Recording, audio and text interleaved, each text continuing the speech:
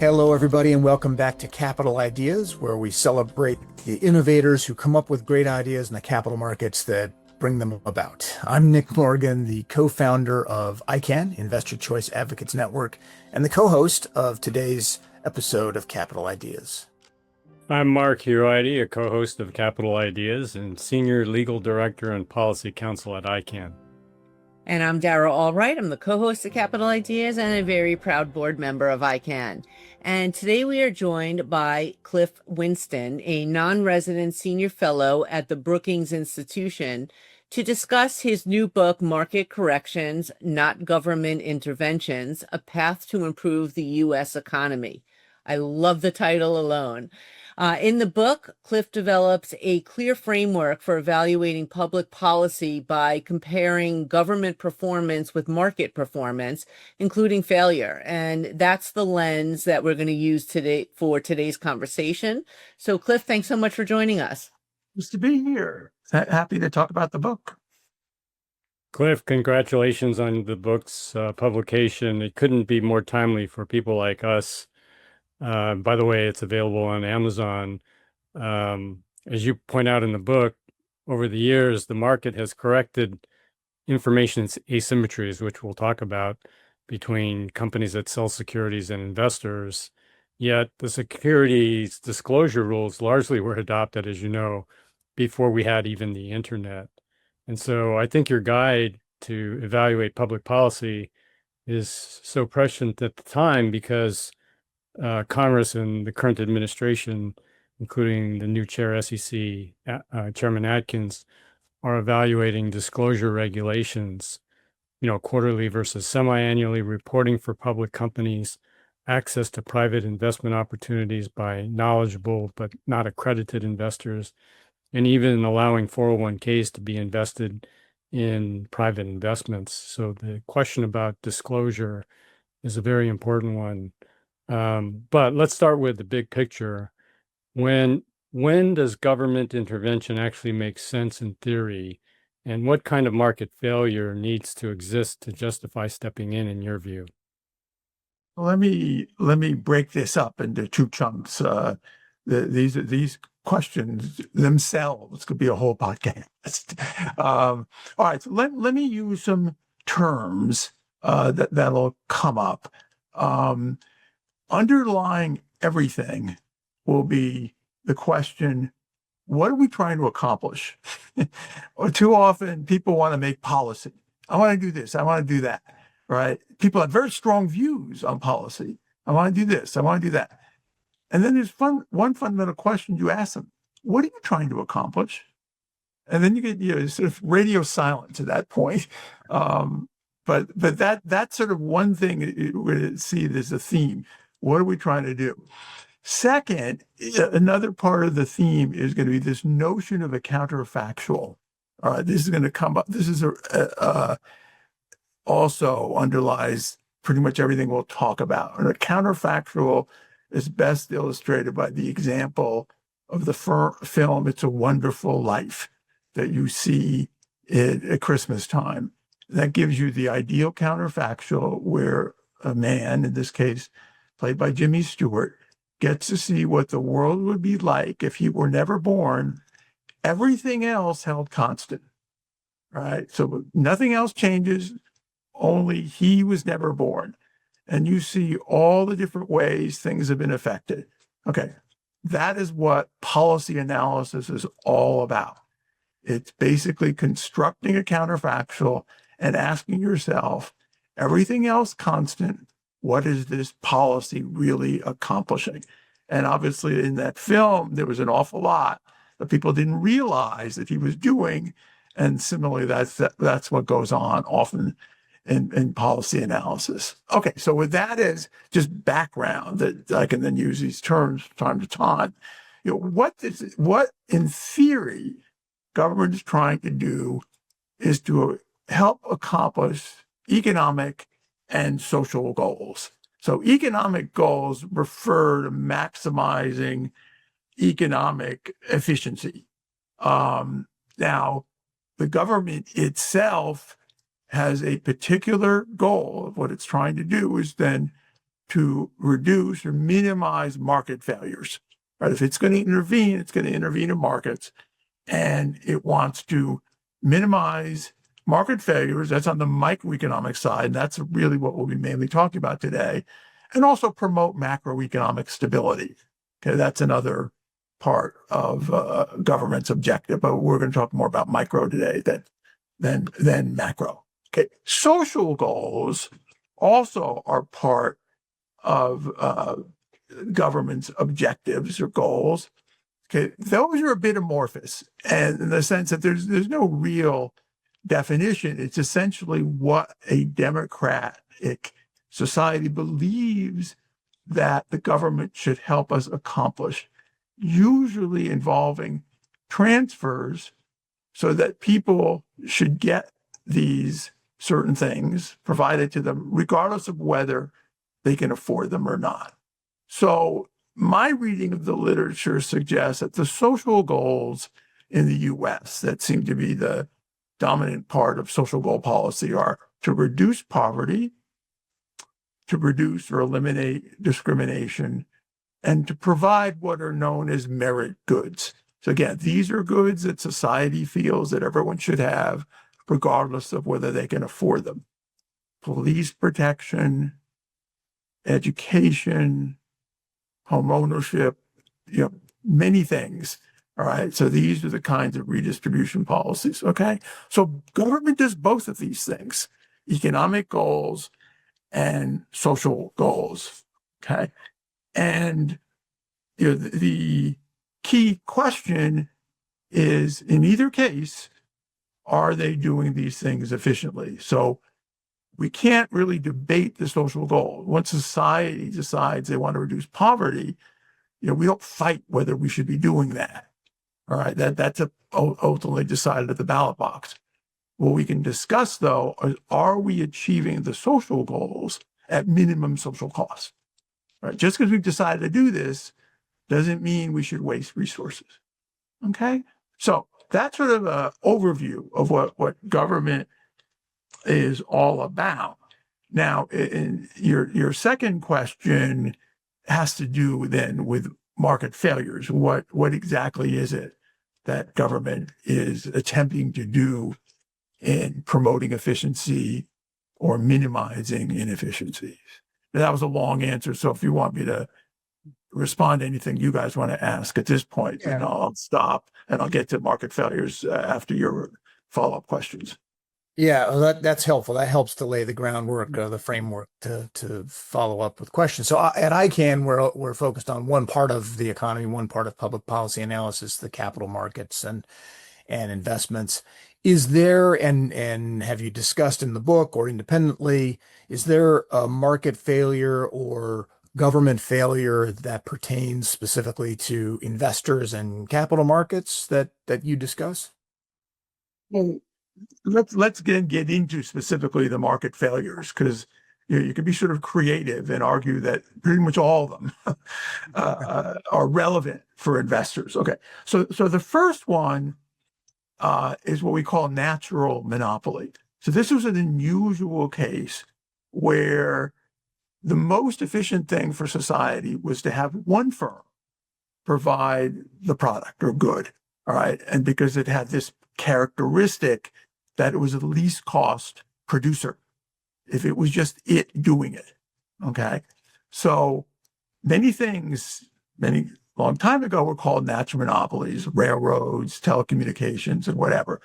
All right. So once we saw a natural monopoly, the concern was, well, if we don't protect this natural monopoly that has to compete, then there could be price cutting that eventually leads to bankruptcy of everybody, or the winner of this competition will be a monopolist and will just set monopoly prices. All right. So this led to the idea of natural monopoly regulation. Okay. And that's really where most economic regulation had its origins. Okay. Is trying to allow us to have the benefits of natural monopoly. All right. But at the same time, keep the natural monopoly alive, so to speak, and to let it earn a rate of return that obviously was not something that would be too low. but at the same time not allow it to make monopoly profits. All right. So that then is the market failure was potential for it was natural monopoly. Then the government intervention was economic regulation to deal with natural monopoly. Okay. Now, why is that relevant for you guys, the investors? Well, the big problem in this country is a lot of things have been called natural monopolies that really weren't. As I said, it's very rare, and this is an unusual technological characteristic.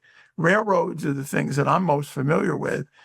They were called natural monopoly, but the problem when you're thinking about natural monopoly is you need to distinguish between the technological characteristics of an industry. Is it really the case that it's best to have that industry, that firm, producing all the industry's product? Or, as it turned out to be the case, can you be fooled into thinking there's a natural monopoly because of regulation? That is, regulation makes it look like that there's a natural monopoly in the sense you don't allow competition, you restrict its entry and exit behavior. And so it seems to be the fact that, yes, this seems to have features of a natural monopoly, like buses going around. We can't have anyone competing against them. There's sort of a natural monopoly. All right. So in that case, and Warren Buffett is your best example here, you're preventing investors from actually investing in a much more efficient entity. So, Buffett wound up investing in a railroad, Burlington Northern. Well, he was never going to do that when they were regulated. I assure you, they're only 2%. And there was nothing he could do, even giving more money or whatever to help them, that was going to turn that around under regulation. Okay, once they were deregulated, they're a much more viable entity and are doing better. All right, and obviously there's an interesting future for the railroad industry. We could have 2 transcontinental railroads in this country. And I envision even a deregulated North American railroad industry where we allow railroads simply to go from Canada to Mexico and maybe just have a few of those. And I will even push it further in an AI world where they're going to have to compete against autonomous trucks. They better have something like that. Otherwise, things are going to be very tough.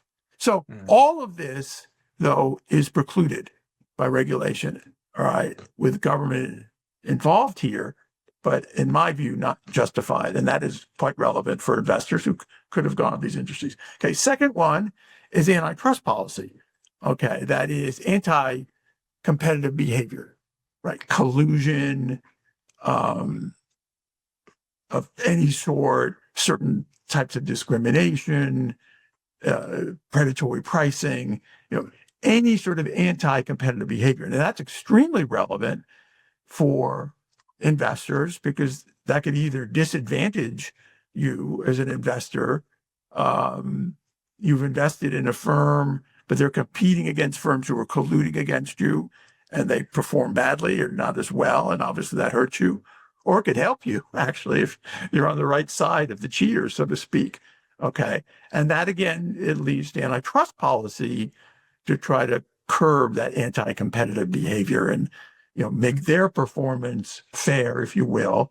And then investors who are investing in them, they're getting fair returns since these guys are competing fairly against each other instead of engaging in practices that give one an advantage and others disadvantages. Okay. So that's how you can push it. All right. So that's not normally what we think about when we talk about market failures and investors. If I could the big interrupt. one is information. Go on, cheers. Yeah, sorry, information. We definitely need to talk about that. But Yeah. in the antitrust Yeah. space, I can think of a significant way that investors are impacted, and that is in mergers and acquisitions. You've got 2 publicly traded companies. They want to merge. Presumably, if the deal is going to go through, it will benefit the investors on both the acquirer side and the acquired company side. But the FTC or the Department of Justice might step in and say, for antitrust reasons, we're not going to allow these investors to do what they would otherwise do and merge these 2 companies. So I think Things get even trickier when we have advanced information about these mergers. And people trying to make so that leads into the connection between information issues and antitrust issues. So yeah, I think the general moral is a lot of these things are connected. There's not just a simple sort of market failure approach to investing, right? In many ways, all of this is interrelated: regulation, antitrust, and then information, of course, is critical in investment. Obviously, the issue is, do you not know something that the firm knows, and they're trying to tell you things about how great they are, and you've invested in them. Now, these are probably, in a popular perspective, some of the most famous events in American history, starring some of our best actors. Robert De Niro playing Bernie Madoff as your classic example of, information failing when people did not realize the Ponzi scheme that he was conducting, made investments, and obviously, lost quite a bit, and some of it's been recovered, but obviously not everybody's been made whole. And then, of course, Theranos, Amanda Seyfried playing Elizabeth Holmes, same kind of thing. Again, a firm or going concern saying, look, we have this product that can do this amazing thing, got amazing support in terms of its board and people who are vouching for them, huge investments. And of course, the whole thing was a fraud. And, that's the kind of thing that, gets a lot of attention in terms of information failings. And it's something that presumably, government has a responsibility to address, and didn't in this case. And we'll get to that, as well as the private market response to these problems too. But please follow up. I was going to say that's a perfect segue into asking what kind of intervention would information asymmetry require, and what should the government be doing? So, or private actors, I should say. Right. Yeah. So government sees this in a way, as just discussed, that someone knows something that someone else doesn't know, and that they want, and it's important for them to know it. Okay.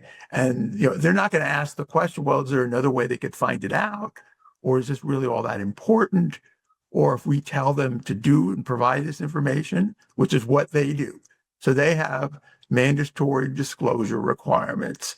Certain things have to be filed. In other words, they think they can compel firms and go along with compliance to tell them various things that they think may make a difference. Well, they did this to Bernie Madoff,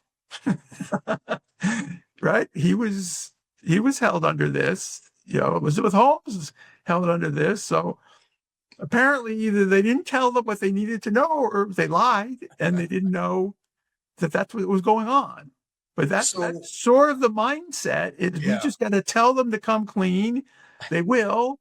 And then investors will know this, and they won't be fooled into making investments that obviously are not going to turn out the way they hoped they would turn out. And, that's pretty much been the mindset on information policy, not just investors, but everything in this country. Right. I have to jump. Sorry, Cliff, I keep interrupting you. I have to jump in on the Bernie Madoff example, because it's such a good example of what you're talking about. So the Bernie Madoff's firm was regulated in multiple different ways by the SEC, mandatory disclosure requirements for some information. Obviously, he didn't do that. And Mark, you'll correct me if I get this history wrong, but my understanding is the exam staff of the SEC had been to Madoff's firm a number of times and did not uncover the failure to disclose. So there was even a regulator on scene. Be careful here. They didn't, but someone did. Right. That's I represented one of the someones. So there was a quant investor who's one of the earliest investors, Ed Thorpe, who had a client who was invested with Bernie Madoff. That client had a great incentive to uncover the truth. And so they hired Mr. Thorpe. I know this because I represented him in a deposition by the Bernie Madoff trustee. And he time. Yeah. And so, and Mr. Thorpe went in and without any really sophisticated analysis, figured out that Madoff couldn't possibly be doing what he told him that they were doing. He advised his client, and they got out. Um, and then, of course, there's the famous example of the whistleblower. I forget his name, but who also figured it out, a private actor, and told the SEC. So I hate to keep interrupting, but I think you're spot on with the Anticipating what we'll get into a bit more. This is a private sector way of solving this problem, and it was doing it. right. Now, this is also true with Theranos, right? There was a Stanford faculty member, right, that was warning people, look, Elizabeth Holmes cannot produce what she's saying she's producing in these Right. blood tests. That was out there. Yeah. So this is sort of now important to also then bear in mind in terms of is really government essential? Are they effective? Can the private sector do something? Often is the private sector doing something, but somehow either they're not being listened to because there's too much credibility from the government. They're not able to maybe be as aggressive as they could be in terms of making their point. There's limitations on what they can do. These are the key things surrounding these problems. And again, make it very tricky and not so clean cut that there's a market failure. We need government to go in there and they're going to get it done. Right. That's just a mindset that is surprising how it's broadly shared, even among a lot of economists in society, that's how we should think about it. Let me mention the one other area too, where we have a market failure. That's externalities. Negative externalities are a well-known market failure, but they can have a big impact on investors. Airplane crashes, rail derailments, burning down city, all this kind of stuff. When firms do something that harm the public in any way, it's a negative externality that obviously is going to affect investors. As a matter of fact, that's often the rationale for market corrections of negative externalities, that you're going to feel it on the capital markets. So, classic example was United. They one time, oversold the flight, as they often do, and they wanted this guy to leave. They said, we have forced, disembarkment here, depending on your priority as a flyer, right? I think it was a doctor, and they dragged the guy out literally of the flight. Got a lot of attention, and United stock just plummeted the next day. They talked about there are going to be congressional hearings and all this kind of stuff. But this is the kind of, again, a market response to bad actors treating their customers poorly. Okay, so that's another thing that is important, that's sometimes overlooked, is that negative externalities. But again, there's a market role here. Okay, or can be a market role through the capital markets, as there certainly was in that United case. Yeah, so there's a broad range of things where that are very relevant to the investment community. Before we leave the topic of government intervention and talk about private market reactions, what does efficient government policy look like? And if you have any thoughts about what it would look like in the context of securities regulations, I'd be curious to know. So this question is a complex question because we can think in terms of theory, obviously, but ultimately it gets back to this counterfactual in practice. In other words, you can say, well, here is what in theory we're trying to do, and even think we should do this. But how did it turn out in practice? So much for our theory, right? So, oftentimes government policy proceeds in a way which does seem theoretically plausible, right? We are going to compel firms to provide all relevant information. Sounds reasonable. We are going to compel auto firms to equip their vehicles with occupant safety devices. And and even more, we're going to, in the case like, for example, seatbelts, we're going to require motorists to wear them. Okay. What could go wrong with that, right? You sound good, right? And you can think of, many things that on the surface sound reasonable and even efficient. Now, there are others that aren't that. In other words, you can tell from the very beginning, this is not going to work, okay? So it'll sound reasonable, but it's not going to work because these people are not economists. So textbook example is government owns the highways, and they say, we need to price the use of highways, and we're going to make trucks pay the fuel tax, right? Sounds like a reasonable thing, okay? Until you then say, well, what does that have for implications for pavement damage? The pavement damage on highways, virtually all of it is created by trucks. And people say, well, they pay the fuel tax. That's good, right? That's what they should pay. And then you point out to them, yeah, sounds good. They're paying higher because, the bigger ones get less fuel economy. They weigh a lot more, okay?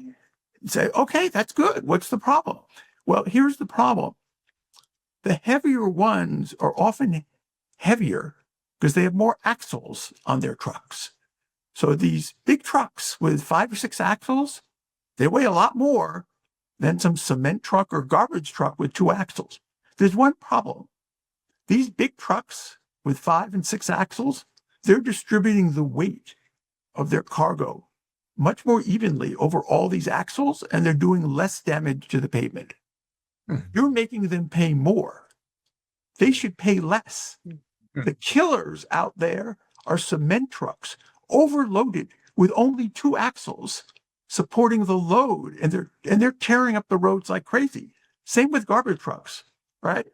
There's your classic example. In theory, I could tell you from the very beginning, the pavement damage in this country is the result of a terrible policy on how trucks are charged, right? And it sounds so reasonable.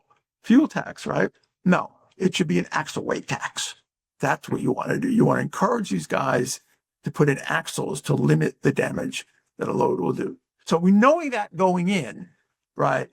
There's your example. But oftentimes we talk a lot of things sound reasonable. Seatbelt laws, requirements of airbags, mandatory disclosure, all this kind of stuff. Okay.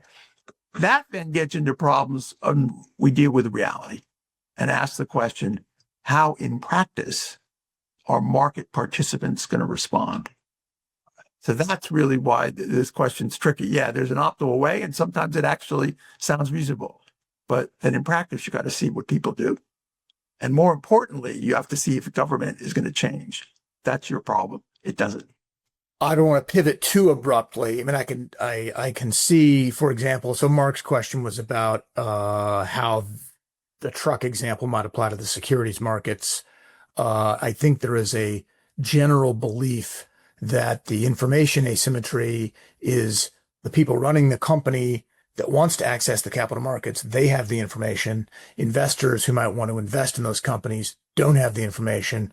And so the government response is, well, let's require disclosure. And since 1933, that thinking has created, well, if a little bit of disclosure is good, then a lot of disclosure is even better. So there have been more and more and more disclosure for public companies. And at least one thing that we talk about a lot, I know Chairman Atkins has talked about, is one unintended consequence of that is fewer public companies. And so there doesn't seem to be much pushback on more disclosure. More mandatory disclosure seems to be the sort of answer every time we have a crisis in the securities markets. There's costs and benefits of any government intervention. I mean, even the worst ones may do something, it's a big problem. But the costs are compliance. Yeah. We spend in this country a huge amount on compliance costs. And guess who's actually doing that work? The legal profession. Right. Wow. I can't tell you, it's not cheap. You're going to get somebody to go through this and have to go through, okay, what exactly needs to be provided? Right. Then they have to go through it, make sure you've done it, check it over again. The clock's ticking, and it's something that you as a firm have to do it. Yeah. And I mentioned, look, these are huge costs. Yeah. And that is something that is never considered and never looked at. I mean, even in the case where I do mention this in the book, that my sort of bottom line in looking at a lot of these information policies is they actually have no effect. They just don't do all that much in terms of benefiting consumers or even firms. However, they do impose costs on both taxpayers and firms, because one, taxpayers have to pay for the government people to do this, but then compliance costs on the other side, which can be a lot. And of course, if there's any litigation that follows from it, it's a lot of money. And that's where we get into trouble is. But one thing I was thinking when you were going through this, going back to the Great Depression, is again the fundamental questions we need to be asking: what are we trying to accomplish? What was it the government had in mind when they start having these regulations? And what is motivating actually what you're trying to do? So I think in this case, the government did not want another Great Depression. And they thought, well, the collapse of the stock market certainly was a contributor. Some people may think it was the biggest thing. Not sure. I mean, people debate, that keeps people, the economics profession, or some people in the economics profession at work, still debating that issue. But it does raise the question, if this is what you want to do, is this the most efficient way to do it? Right. So that's another question you got to keep asking. Now, let me quickly switch to something else. I want to impose tariffs. Why do I want to do that? Well, let's say I want to protect American jobs. Question, is that really the most efficient way to protect American jobs, is keeping out competition from foreign firms? Right. So repeatedly, you can see this, thought process going on that a well-meaning government seems to have something they want to do. Protect American jobs, prevent another depression, grab at something that they think, this sounds good, keep foreign goods out, make firms come clean. Is this really going to work? And is this the most efficient way to do it? Right. Yeah. Or what are you doing getting involved in this in the first place? Isn't this really something where markets have an incentive to address this issue? Mm-hmm. So, I think this is the kinds of thought processes that are really critical for sound public policy, but it's so rare that we can get into this, because there really is this, and this is what I'm trying to read over and over, this sort of presumption. Government means well, right? We're trying to do the right thing. We're trying to do good things, right? And so we really shouldn't be so critical of what they're doing. No, we need to be, because the truth is, even if they're well-meaning, there are real costs to this stuff. And you need to look at what actual performance is like in practice. What do we really know? And start thinking more broadly about, well, wait, could markets have done better than this? Are there something constraining markets? So that's, really the sort of repeated themes. But this is something I think, requires a lot of repetition, because you got a lot to overcome. Since you bring up the Great Depression and that this is a perfect lead into the question regarding how much government should actually intervene to prevent a market correction. Even take the 29 example. If the government didn't intervene after the 29 crash and do everything that they've done with, some of the monetary policy at the time, the Fed policy at the time, would we have even had the Great Depression at all? That is your key point on the Federal Reserve policy, right? That there were other things, other tools the government had that were relevant, and they pushed the wrong buttons. Well, that made things worse. Right. Right. So again, you know, I think people have to realize there are many forces at work. It's never simple, right? So many other things are going on, and you need to organize them in a somewhat coherent way. That is what markets do. They sort out this mess. It is messy, but they're going to sort it out. Government, usually it's a one-shot deal. We've decided here's what's going to happen. Well, what happens if things aren't going to work out? Are you going to change what you're doing? No. They're going to work out. Or what are we going to do? We're tied into this. We're committed to this. Let another administration do something differently. I think that's the ongoing comparison between governments and markets is robustness. Are you going to correct? Are you going to change what you're doing? Do you realize there's so many other things at work and they should be incorporated into what's going on, but you're not able to do it. You're not interested in doing it. You've moved on. That's the job of markets. Cliff, can you give us an example where there's a correction where markets could have corrected it, but they haven't given the opportunity or they've been impeded from doing it? Let me first give the positive side of where we saw one, which could have occurred by government, but didn't. Or let's say could have occurred in a government regulated environment, but didn't. Why do we need Uber to have ride sharing? Taxi cabs could have had ride sharing. Nothing prevented them from doing that, right? They're regulated, but nothing prevented them from saying, hey, I'm going to set up, an Uber type operation. You go in on your iPhone, you tell me you want your ride, I'll come and get you. What prevented that? Nothing. There you go, right? The mindset is so important. In a regulated government environment, you have no idea how that's really constraining your mentality, imagination, innovation, even in cases where you could have done something that would have been super profitable. They didn't do it, right? We needed Uber to do it. Now, how about cases where it's obvious that the private sector would come in and do something? I work a lot in transportation, airline industry. I get complaints about carriers all the time. My response is, I have flown Emirates. I have flown Singapore Air. I've flown Qatar. They're fantastic. I'd love for them to serve U.S. domestic routes. Right? Let them compete, right? I would even like seamless travel. I'd like to go from where I am to Pisa, Italy, and not have to change in Rome and wait 10 hours for somebody to fly me from Rome to Pisa, right? Why can't I do that, right? So here's your classic example that we could have global airline deregulation, but we don't, because we don't allow something called cabotage. So cabotage is allowing a foreign airline to serve domestic routes.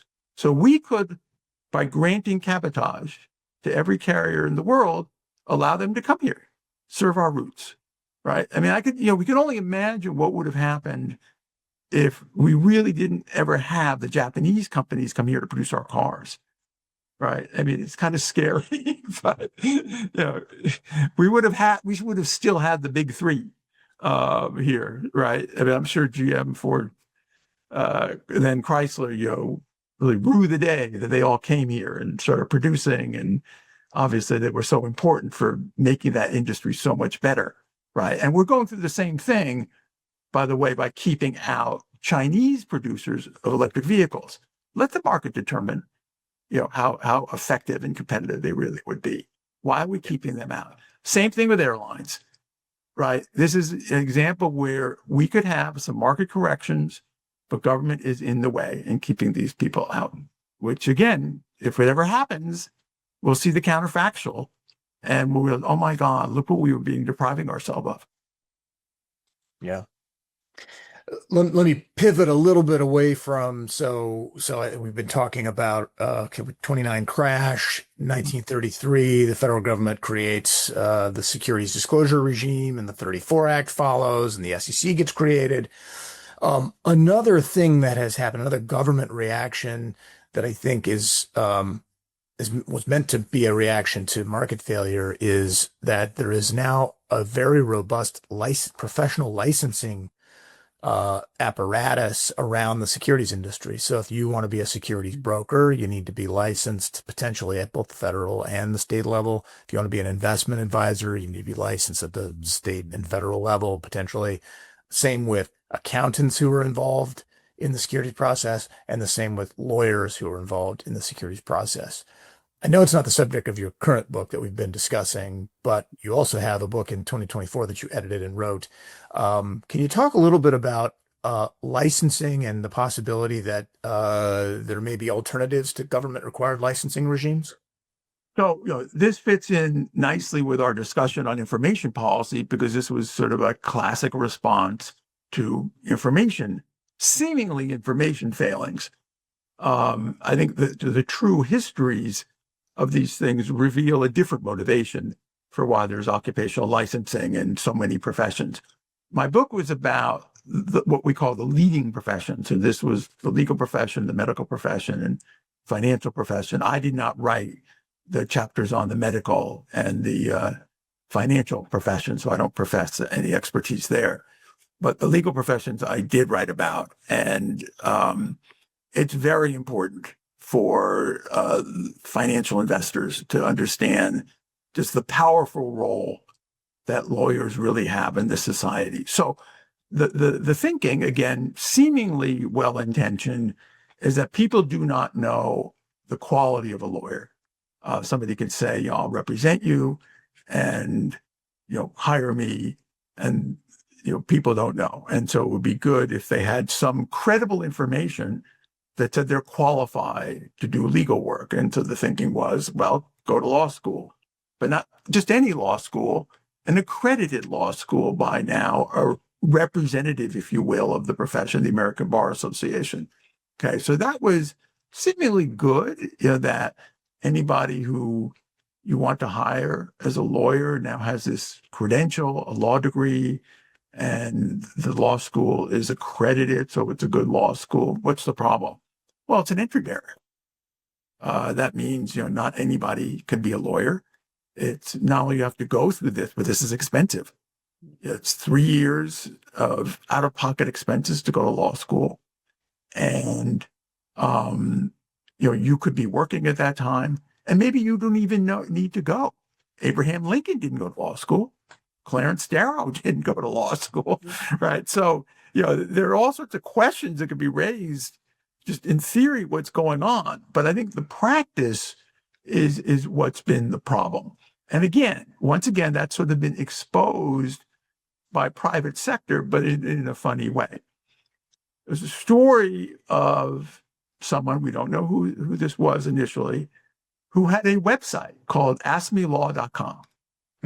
And so nothing preventing this. People would come in and ask questions, have a free conversation. He wasn't making any claim that, he was a lawyer, that he had expertise, whatever. You have to use your own risk, but people would write him. And he became the most popular blogger in the blogosphere on legal questions. Then the world was shocked when they found out he was a 15-year-old high school student. Oh, wow. And what the story was is he would get these questions. He loved the law. He'd get these questions and he'd go to the library. He'd look them up, come the answers, and usually they were right. And he would do this. And, that sort of raised questions. Why do we need to go to law school? And there've been others like this. There've been people who have claimed to have law degrees. They didn't. They would look things up. They provide it. All sorts of things like that. Now in the AI world, you don't need anybody. Just, I could go ask Gemini any legal problem. Look, I have Dr. Google as one of my suppliers on medical care. Why not, Dr. Google or Dr. Gemini for legal advice. So, that is now opened up. And the downside to me is what I think, again, is always what's underlooked, the cost. Yes, it gives them an entry barrier that's very powerful. Effectively, they're a self-regulated profession. What could be better than that, right? Effectively, a form of monopoly, because there is sort of geographic monopolies in the sense that you could be a partner at a law firm, let's say in New York, but it doesn't mean that you can go practice in Texas, unless either you're licensed there, you're past their bar, or there's some reciprocal agreement or something like that. This is certainly limited internationally. You may not be able to practice in another country or vice versa. They can't come here. All sorts of things like that just to start. So what does that mean? Well, access to legal services is pathetic, right? Virtually the majority of people, 85% or so, do not have access to the legal profession. They're not being served by the legal profession. Most of it are much more affluent people. It's very expensive. The problems are hard and people are afraid to do it. They're on their own, and some go and represent themselves with the predictable outcomes. So right off the top, you have higher prices, you have actual lack of services, but then there's the culture. So this is the thing that I am most concerned with. You do not have real competition in legal education. Everything is passed by the American Bar Association. They have to be accredited. Yes, there are exceptions, but most of it runs this way. You need to go to an accredited law school. Certain things you got to take, certain ways you think about the world. And what happens when these people go to this law school, they're around lawyers, their education, this is their cultural life, and they become involved in very powerful policy-making positions and decision-making, either on the Supreme Court, in government. They're not doing public policy. They're making public policy, but they're not trained to do it. Their training is look at precedents. I can tell you anything. I can take any position I want. I like Richard Posner, right? Who says, forget the law. You can interpret things however you want and take whatever position you want, right? That's what I do. Why not think of the best way to solve it? No, that's not how we do it. So when the Supreme Court gives its cases, it seems so erudite, these precedents, you can interpret this however you want to get whatever result you want. Now, if I come back and sit down with the justice and say, wait a minute, did you do cost benefit about this? Is this really a socially desirable decision, right, to really overturn Roe v. Wade? I mean, costs and benefits of doing this? Did you go through and look at the evidence what this may do? I don't know the answer to that because obviously, they're tricky, very difficult questions. Put a weight on the unborn child. How are you going to do that? Well, we do these things all the time. So, that's the kind of issues that come up, right? Or you're in Congress and you're making policy-making decisions and you're trained in the legal profession? That's scary to me, right? And so my answer to all of this that we're talking about is we do not need regulation in the legal profession. The market can solve these problems. You mean to tell me I can't figure out in 2 seconds if somebody is credible to represent me as a lawyer? I mean, Gemini will tell me in 2 seconds what this guy's ever done. Right? They'll give me this whole career. I can look the two of you up as lawyers and say, tell me their strengths, tell me their weaknesses. Would you recommend me, having them represent me? And boom, probably every time the advice I got was right. Right. And so that is what is so powerful. It's not just this sort of narrow, there's a market failure we're addressing. No, it's not that. This is how society is heavily influenced. One profession has all this power. Yeah. And this is the environment that they're trained, and then they reinforce it in practice. So as you can tell, I probably feel very, passionate about this, like others do, certainly in their fields. But this is, to me, the biggest government failure of them all, the biggest one, because it radiates throughout everything.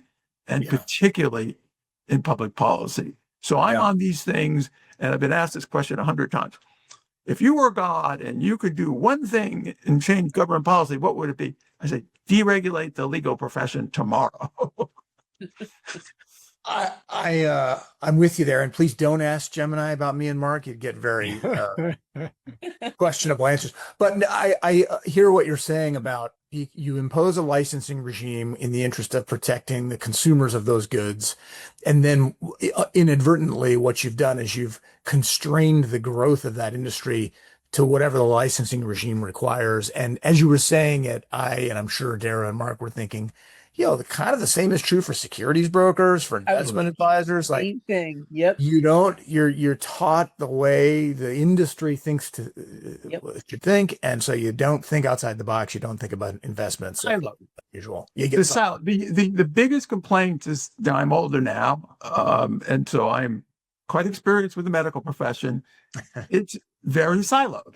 Yeah. They know their area. They think about their problem, the problem you bring to them from their area, their training, right? You go to a surgeon, they'll say, oh, I'm going to cut you. And this is how we think about it. Oh, what about recovery? Well, I don't really, that's not my job. My job is to just repair what's wrong with you. And then, you go to a physical therapist or, that kind of thing. And it's trying to get sort of the big picture in the medical profession is really difficult. I find myself, you have back pain, you're going to go to 10 different doctors, but who have different areas of expertise. And my guess is that's probably the same thing true about financial things. Right. And your thesis areas would that be, you'll have to go this.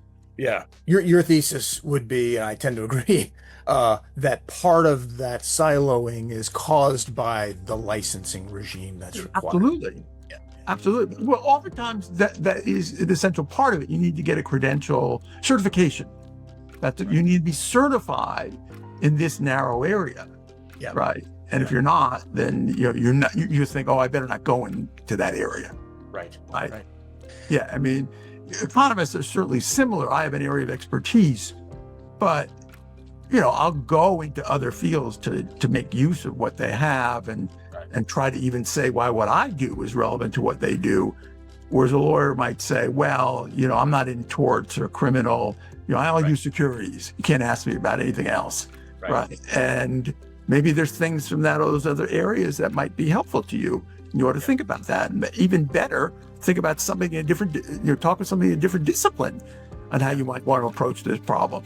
That kind of stuff. The siloing, I think, is really a serious intellectual problem with all our professional service industries. Thank you. That's you've given us a framework now to think about the way the securities industry and the securities markets are regulated, and it's a fascinating perspective, Cliff. Thank you so much for joining us. Enjoyed the discussion. Likewise, Dara and Mark, as always, thank you for co-hosting. For everyone else, please tune in for the next Capital Ideas. And if you want more information about ICANN, go to icanlaw.org. We'll see you on the next episode. Bye for now.